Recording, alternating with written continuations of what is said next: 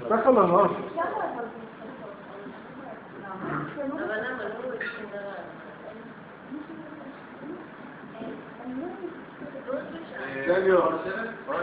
אתה מוכן לזוז בבקשה?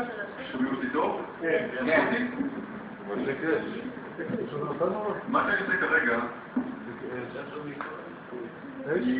כן, כדי להפיק את המכשיר הזה, מה זה פרימיטיבי, ישן ופרימיטיבי, כמו שאמרתי, אבל הוא בשימוש כבר למעלה מ100 שנים ברחבי העולם, בצורה כללית כמו זו, אבל בצלמים שונים, כדי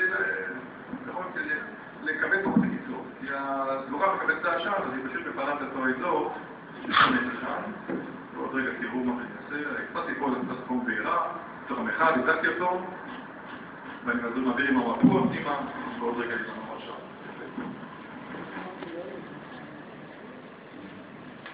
נכון, זה הכי טוב פתרונות. זה אותה בינה.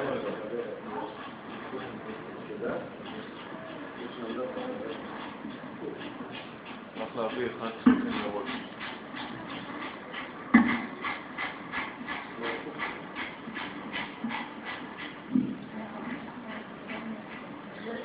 תן לב שהוא עובד בלי כפפות? כן, שהאלימות בשביל זה? לא, זה בגלל שהוא עבד בזה הרבה שנים, זה כבר לא משפיע. לא, כן?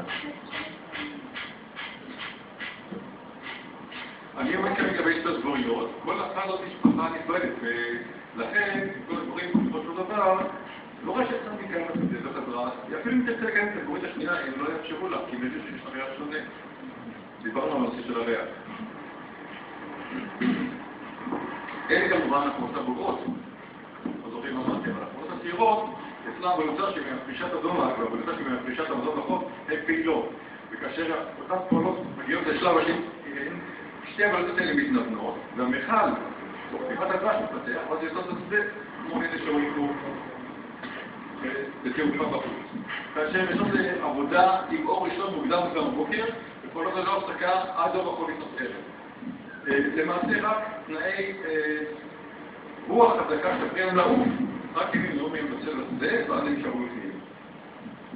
אבל כך הם פעילות ללא הפסקה, גם יש לנו עוד בתעופה. אני אפתח את הגורית הזאת, אני רואה את הגג שלה, כמו הגג של הבית שלנו, הוא משמש גם לבידוד וגם למחסני גשם.